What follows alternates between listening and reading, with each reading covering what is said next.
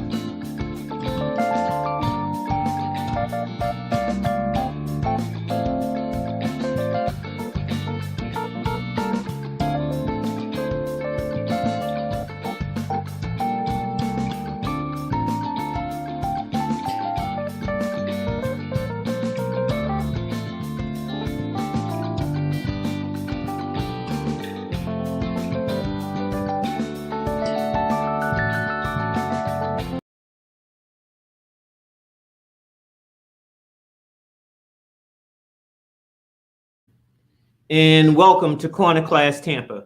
So today we're going to talk about financing. All week long, I've been getting a lot of conversation about David. Hey, listen, how do I finance my first deal? I have a desire to be a real estate investor, whether it's a buy and hold person or a flip person.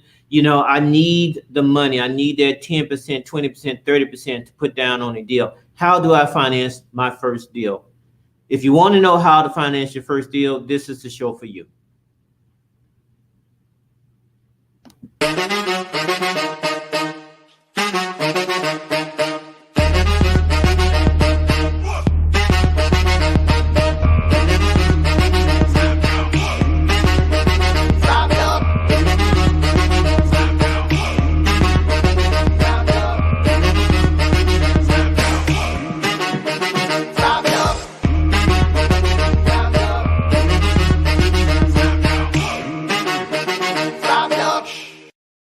All right, and we're back. It's all about financing your first deal. We're going to cover 3 ways to finance your first deal. But first, as always, we're going to invite the friend to the show, Gilbert Bennett. Let's add Gilbert.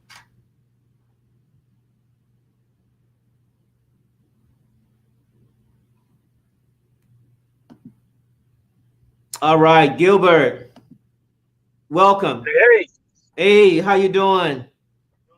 Doing well. I had to get away. I was connected to somebody's Wi-Fi. I don't know how. No. It was really crappy. I had to drive away. I hear you. So talking about give us a mortgage minute. Let us know what's out there. Right. So just talking about the mortgage minute right now, mortgage rates are up, pretty high. They're not as high as they had gone to. They've come down just a smidge from there, but pretty high as far as our last 9 or 10 years.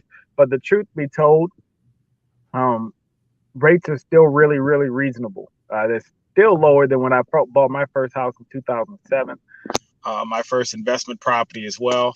And so you can still get great deals as far as mortgages go. We are going to hear something from the Fed this week. They're kind of quiet-lipped right now because they got a Fed meeting coming up, and they're going to talk about whether they're going to raise the federal funds rate up by 0.75% or 1%, based on whatever they see as inflation data coming out. That may have some impact on rates. Right now, the markets have already priced in an expected 0.75% increase to that federal funds price, but we'll see how it goes when they have the meeting. So the Feds are trying to cool down inflation. How does that affect the buying power? Well, the federal funds rate is more closely tied to home equity lines of credit, credit cards, and other things than it is to mortgages. Mortgages are kind of a weird bucket. They're more in line with the U.S. Treasury and that bond trading, because they're a publicly traded item. They're traded on the mortgage-backed securities market. People buy and sell, and the people that are buying and selling are quite often like pension funds and retirement funds. And right now they're doing really well because the interest rates they're getting are higher, right? So it bodes well for those investors taking over. And when the stock market's real rickety, like it's been fluctuating up and down right now, larger investors, institutional investors, do move to buying mortgage-backed securities, which actually then lowers interest rates for the end user consumer. What the Fed is doing in terms of buying power is trying to tamp inflation. Inflation is what limits our buying power. And so the Fed's moves are to tamp inflation and lower that damage to the consumer when it comes to everyday goods like food and groceries, etc. And also, like you said, it is a way to the market adjustments in the rate, the Fed adjustment in the market rate will affect, like I said, the buying power, which also figures into your debt to income ratio. Correct? There's a little feedback. Yep. That's perfect. So let me get the volume up on this thing here.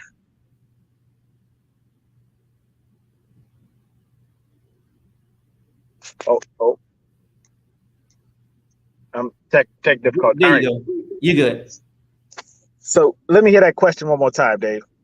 No worries. We were just talking about the your buying power, debt to income ratio, and how that is all tied in. Yeah, absolutely. So and it depends on how we're financing investment properties and whether or not the debt to income ratio matters. But it definitely does impact those people buying primary, secondary homes. A higher rate results in a higher mortgage payment. On a $500,000 purchase, a difference of 1% in interest rate could be somewhere around $375 to $410 a month on the mortgage payment, right? So if rates are at, say, 6%, then we get them down to 5, we save them 400. If rates are at 5, we get them down to 4, save another 400. So on that borrower, so that borrower on buying that house that maybe was at 500 grand and they're putting 5% down on it, their purchase power or their eligibility has maybe gone down in the last 7 months by $800 a month, because their payment's going to be $800 a month higher on that same house then maybe they would have been able to buy a house that cost more. And I think that is a little bit of what you've seen in terms of the slowdown in the price growth is tied to mortgage rates right now. As rates go up, you couldn't continue to see those prices rising at 20% a year. Right. Because people everyone would be priced out of the market. Who's the seller going to sell to? There's only so many people who can afford $1 million home. That is so true. That is so true. Now, and one thing that you pointed out, and I want to make sure that is kind of clear. We were talking about mortgage rates. Now, this is an investment show, and so that if for a flipper, that's going to have a minimal effect. Even if you're buy and hold, you are going to have kind of a lesser of effect, because most of the time, if you're dealing with a hard money scenario, you're going to have a 3 or 5 year arm, and then you're going to refinance that property. Is that correct? Correct. So if you're looking at a flipper, and if you're looking at those investor rates, I mean, to be honest with you, depending on level of experience, David, that those rates have hovered to flip a house and to get somebody to finance that transaction. That rate has hovered between I would say 0.75% per month and 1.5% a month for the last 10 years. Right. So those borrowers are not necessarily seeing an increase in a rate rise. It is the long-term, the 30-year fixed rate mortgage, the 15-year fixed rate mortgage, and even sometimes those adjustable rate loans that are market traded loans versus those that are kind of that hard money investor, that private financing investor that maybe has a couple lines of credit and they're making a spread because they've already been charging borrowers between 8% and 12%, sometimes up to 18% on their interest rate. So their interest rates on those transactions haven't really changed. They haven't really moved much. And I'll be honest with you, the commercial, there's been a much smaller shift in commercial financing as well. So the investor who's holding on to a 10-unit building is getting a better interest rate, quite possibly, than the person buying a single-family home. It's funny how there's higher costs associated with all commercial lending, right? But the long-term financing is, the roles have flipped. Whereas the homeowner used to get the best, right now it is the commercial buyer or commercial client who's buying commercial property, who's buying large multifamily, so greater 5+ unit multifamily, that is getting a really good, reasonable deal. In our personal example, I'm in the middle of refinancing a 10-plex. My rate when I bought it in 2017 was 5.625. The rate I'm being offered right now is right around 5% or 5.5%, depending. Wow. We're going to dedicate a whole show to commercial real estate, commercial flips. But for now, let's keep to residential 4 units or less, because that's what our buyer and what our starting flipper will be dealing with. Yep. Gilbert, we're going to bring you back. I want to talk about HELOCs. I want to talk about cash out refis, and then I want to talk about 1031 exchange right after this break. Okay? All right.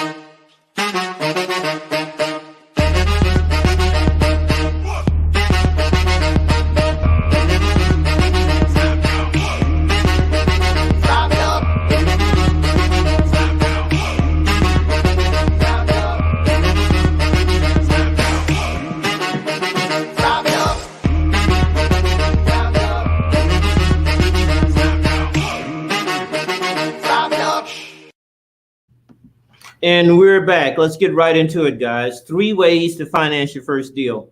As I mentioned earlier, all week I've been getting phone calls that discuss, hey, listen, David, I found this property, or I'm looking at a property. I want to evaluate a property, and I have no money. I have no way to finance this deal. And we talked about before in the show, previous shows, that you can partner with a experienced rehabber, or builder. But usually, even with partnering, you have to bring some money to the game. You have to bring some skin. You got to put some skin in. And so you're still going to need anywhere between, on the very low end, 5% to 30% of the overall cost of the project to be a player, to be a serious player. Now, some investors will let you be a bird dog, and use that as your entryway into the project, and that's fine. That's a way that you can start with no money by being a bird dog, or lending some type of equity, sweat equity to the project. But in most cases, you're going to need, like I said, some money to bring to it. So we're going to cover 3 ways where you can finance your first deal. Let's bring Gilbert back. Gilbert, welcome back. Thank you. Now, we're covering 3 ways to finance their first deal, and we want to cover the cash out refi HELOCs, and then we're going to come back on another show and give a full segment on 1031 exchanges. But right now, we're just going to kind of cover just the very, very basics of a 1031 exchange. So starting out with a cash out refi, let's talk about that. What is that, and what do a person would need to qualify for a cash out refi? So generally, cash out refinances are available on all your property types, whether it's primary residence, second home, or investment property.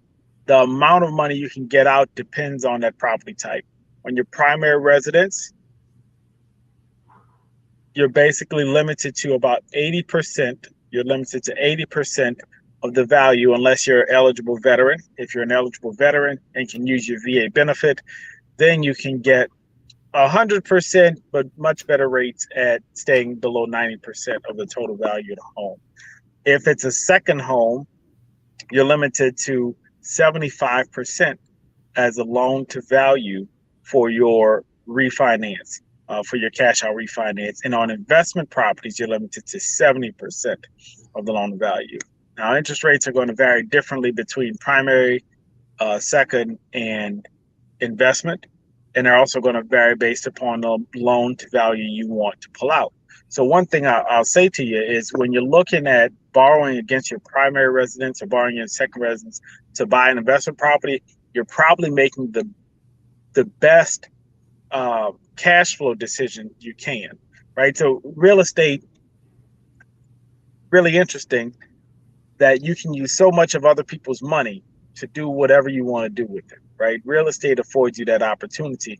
And right now, values are way up. So it's a great time to pull money out for other real estate investments. When doing a cash out refi, you still generally have to qualify, except on investment properties. You generally have to qualify with debt to income ratio and all of that. On investment properties, you can get one cash out refi that is based upon the rental income generated from the property and doesn't have anything to do with your own personal income. But for primary and secondary residences, you do have to qualify debt to income wise for that refinance, for that transaction. Now, for cash out refis, let's say you have a rental property. Well, let me back up a little bit. Now, I want to look at both scenarios.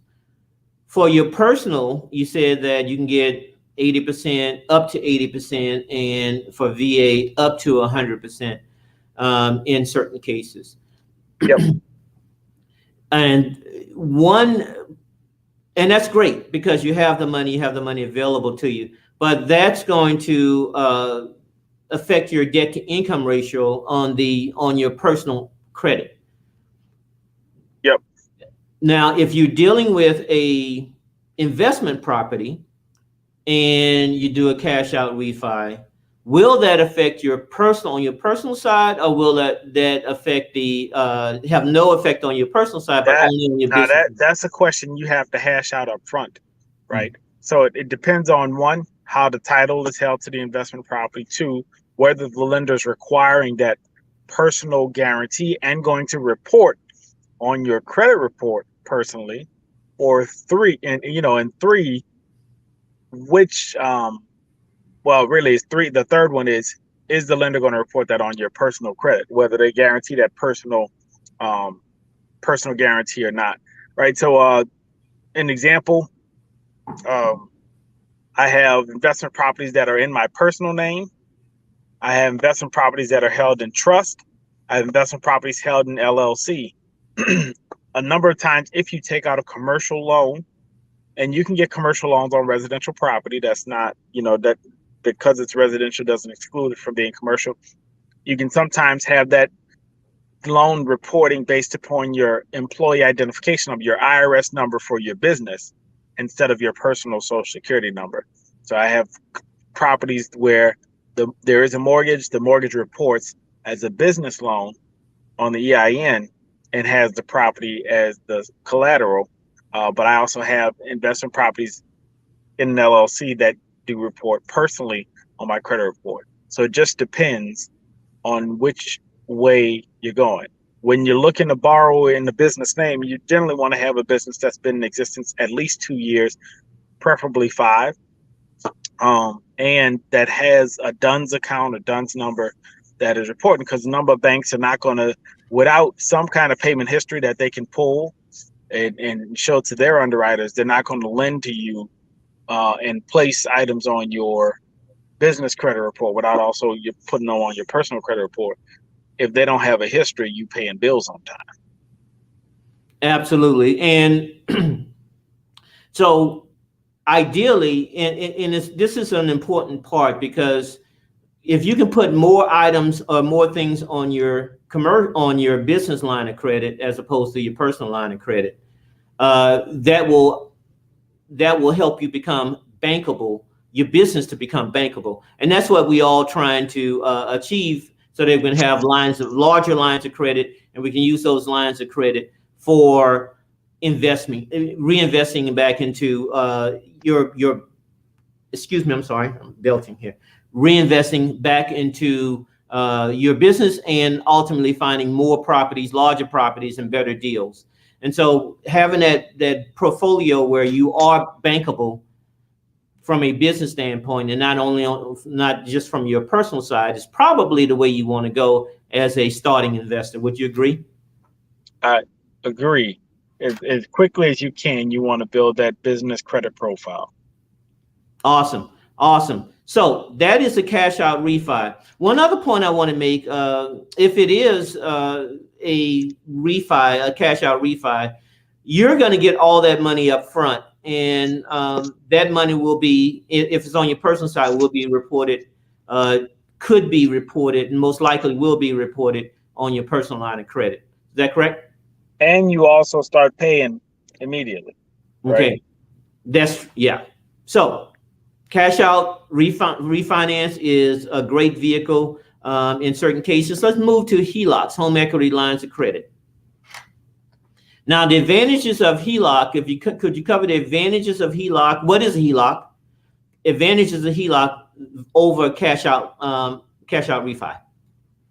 So home equity line of credit is an equity line secured by your property. So two things about a HELOC that are positive. One, they're generally interest only for the first 10 years. So your payments are lower.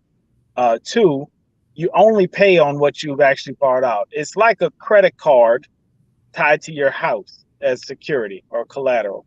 And you write checks from that account like you would from a checking account, and you pay it back like you would any credit card account. And just like credit card, almost all HELOCs report, when it comes to mortgage reports, as revolving lines of credit. They do list them as mortgages, but they impact your credit score just like revolving lines of credit. So if you go out and get a HELOC for 100 grand and then you spend 100 grand, do expect that your credit score is going to drop significantly because you have a high balance, high utilization account. Absolutely. But like you said, if it's like a credit card that as far as revolving, that's tied to your home. With Yep. HELOCs, you can get 80% value from, you can get 80% of the equity that you have in your home, correct? Up to 80%. There's a couple banks that'll go up to 89.9. And there's a credit union here in Tampa that'll go higher if the money is for home improvements. Their interest rates are horrible though. The higher you get, right, the worse the interest rate's going to be. And by interest rate, a HELOC is never going to have a fixed interest rate. It's Right. always going to be adjustable and market based. And what it is generally is listed at prime plus a number, or an index, which is the number that they're going to base the base rate on, plus a number. And that plus a number is where your credit score factors in the total combined loan to value or equity you're trying to pull out based on the value of your home. Those things factor in when you are looking at HELOC, right? So prime right now, I think it's 4.25 or 4.75, something like that. And so if you were going at 80%, you have a 740 credit score, you're probably going to be able to get a HELOC at prime plus 1. So at a 5.25 rate, today's market, but that could change tomorrow. Right. That 5.25 could be, that 4.25 base could be 4.5 tomorrow because prime moved. So it moves with prime. The index stays the same, but is attached to prime. So as prime moves, and it could move in the middle of a month, and you would pay some at this interest rate and some at the higher interest rate at the end of the month. The benefit of the HELOC is 10 years interest only payments, so lower monthly obligation, right? And then a 20-year repay. And that 20-year repay is when they close your access to the HELOC, and you now have to pay off any balance that was attached to it. In most cases, they close out that, and then if you're in good standing, you can get another HELOC for a period of time. Is that correct? Yeah, you can apply for another HELOC for a period of time at that point if you wanted to go again, right? Right. Yes. Awesome. Now, so because the rates vary, the cash out refi, that rate is going to be solid for the life of the loan. It's not going to vary. Yeah, if you take a 30-year fixed cash out refi, it is the case. Some people are doing adjustable rate loans right now. I generally don't recommend that on your primary residence, but investment properties, if you have a plan to exit out before that adjustable period ends, then it's okay, right? Because it's fixed for as long as they say that term is fixed, whether it's 3 years, 5 years, 7 years, 10 years, or so. You have that fixed period in which to execute your plan. Right. You got to have an exit plan. I wouldn't suggest it on your primary residence. I don't recommend adjustable rates for primary residence. Awesome. So as opposed to the cash out refi, the advantages of a home equity line of credit is, again, it's a revolving account. You're only going to pay what you use, and it may or may not affect your personal side, your personal credit, because it could be a business associated with your business credit instead of your personal credit. Correct? Correct. All right. So pros and cons, but both of those, especially with the high interest rate, you're looking at, with the large amount of equity that are being built in homes, that are in homes now. Most homes, if you bought the home 3 or 4 years ago, you're sitting on some, depending on what you purchased, and if you purchased it right, you're sitting on some equity in your home. And that is a great way to pull out 80% of that. So if you have $100,000 of $100,000 equity in your home, you bought the home for $200,000, now it's worth $300,000. You now have roughly $80,000, give or take, that you can use to make more money. Now, one thing that Gilbert said is so important, and I don't want to gloss over this, is that you only want to use that line of credit, that equity that's in your home, to make more money. You don't want to use it to buy a boat buy something personal, buy something that will not make money for I you. had a client take out a refi to buy the Rolex. I'm sorry, say And he that told me again. that, and I I said, had "Are to you add you to serious?" back to the stream. What happened? He bought a Rolex. That's what he wanted. He took money out of his house because he wanted a Rolex. I said, "That's what you want." Fellas, Listen, investors, that is an example of what not to do with your home equity or your cash out refi. It's good to have a toy, but you want to use the money to make more money for you. You don't want to yep. use it to where you get zero return and you're paying, that interest rate. Was it a HELOC or was it a cash out refi? Oh, he took a cash out refi. I mean, the benefit was he took a cash out refi at a time where rates were lower than the rate he had, so his payment actually went down. But the purpose of the money was ridiculous. Yeah. Well, But that is what you do not do, fellas. You do no. not do that. Use that money to make money. That's what you want to do. That's what a disciplined investor will do. Always use that money to make more money. All right, Gilbert, we're going to take another break here, and then we're going to come back and briefly hit 1031 exchanges, and then I'm going to answer some questions.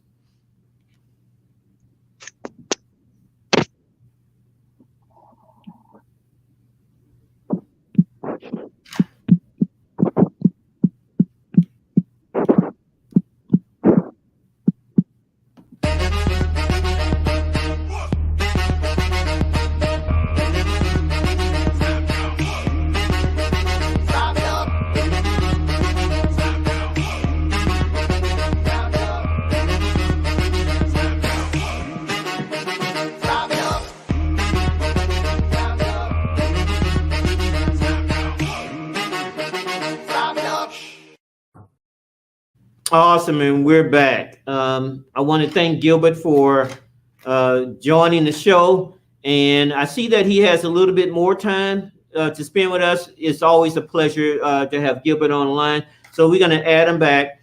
And Gilbert, we're just going to introduce a 1031 exchange. Have you ever done a 1031 exchange? No, I haven't. I haven't, to be honest with you. I don't like to sell property. Now, that is true. There are several strategies. You have the buy and hold, which is what Gilbert and myself to a lesser degree. You have the renovation, fix and flip. You have the ladder where you move in, and the equity ladder, I call it. You move in and you build forced equity in the property, and then you sell that property. So it's kind of a hybrid between the two. It's not necessarily a quick flip, but then you don't intend to spend 30 years in the property. So, Yep.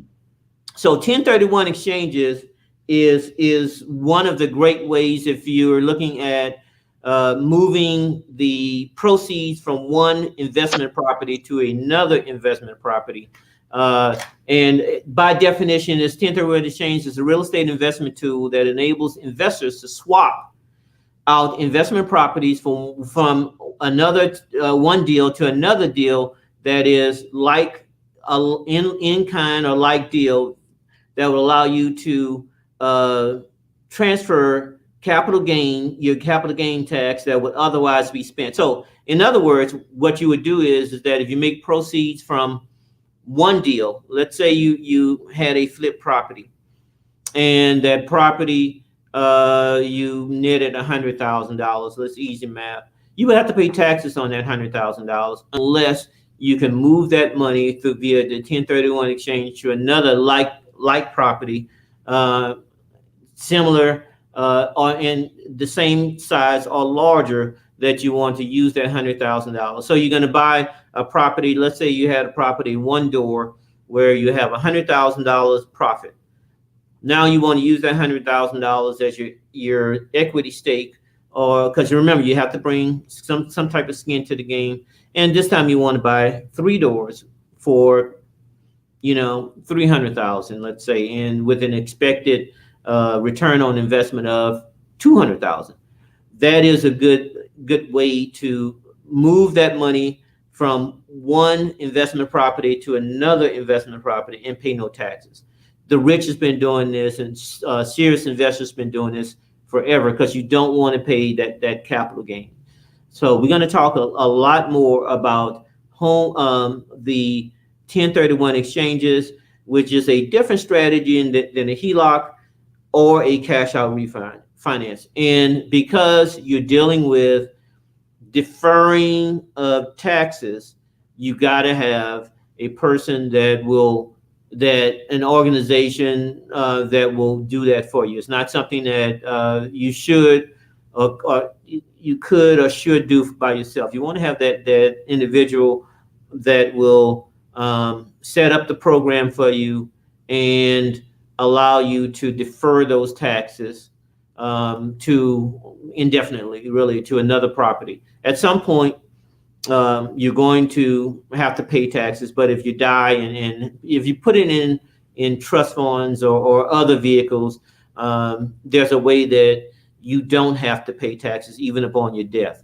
So we're going to dive into that 1031 exchange. We're going to spend a lot more time. We're going to do a whole show on 1031 exchange on the next corner class, because it's that important of a vehicle where you can keep more of your money on your deals. And if you're doing $1 million worth of deals, you made $500,000 for the year. That is significant. You're saving, quite a lot of money, $80,000, $90,000 potentially, by just using the 1031 exchange instead of some of the just refinancing and selling it and then having to pay your tax on the sale of the property, or the profit that you made from the sale. So 1031 exchange, that's the next show. And just a quick recap, we talked about 3 ways that you can finance a property for your first deal. First one was cash out refinance. That is when you take the value of your home, the equity of your home, you can get 80% roughly to 90% as per Gilbert, that of the equity that's in your home, and then you can use that money, should use that money to make more money. So again, example, you have a home, you bought it 3 years ago, 4 years ago, you have $200,000, you bought it for $200,000. Now the home is worth $300,000. You have $100,000 equity. You work with a bank. There's several banks that you can contact us. We have a list of banks. You can contact Gilbert Bennett with My Easy Mortgage. We have a list of people that are friendly and are knowledgeable about a cash out refi. In fact, Gilbert Bennett actually, My Easy Mortgage does cash out refi. So that's, if you're looking to get a cash out refi, that there is the place you want to go. You get 80% of that, so that's $80,000. 80% of the $100,000 in equity, you get $80,000. You use that $80,000 for your first deal. Most of the time, you're looking at needing 20 to 30% of skin in the game for that first deal. So you have plenty of money to use for your first deal. Cash out refi. We also talked about home equity line of credit, which is a little bit different than a cash out refi because it's a revolving line of credit. Then you can literally think of it as a credit card, how you would use a credit card. You have a certain amount of money that's available to you. Again, that is based on equity in your home. Using the same scenario, you have $100,000 equity in your home. You can pull out 80, and you have access to that 80 on a revolving basis. So you use that money to finance a deal. You put it back. You're back up to that $100,000. So if you use $40,000 for a deal, you then rehab that property, or if you're looking at a buy and hold strategy, you've done that. Then you pull that back out, and then you repay your home equity line of credit. So now you had $80,000, you used 40, you repaid it. Now you have that $80,000 again. So that is a great way to look, and the advantage of having a home equity line of credit, a HELOC. And lastly, 1031 exchange is another way of funding deals, and you're deferring the taxes that you, or the profits from you made from the first deal, you're taking all that profit, you're moving it over to another deal, and you're paying no taxes, you're deferring the taxes on that. And next year, we're going to talk a lot about 1031 exchanges.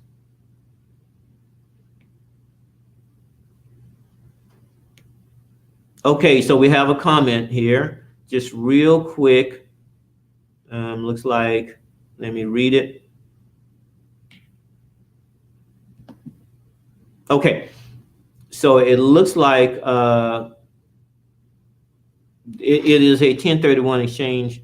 We're going to talk a little bit more about that. There are rules, and one of the question was what rules, and there are rules associated with 1031 exchange. You have to identify the property in a certain period of time, and then you have to close on that property in a period of time. All those questions we're going to talk about in our next corner class. So if you want to know about 1031 exchanges and really dive deep and how you can use that vehicle to finance your deals, this next class is the one for you. As always, stay grinding.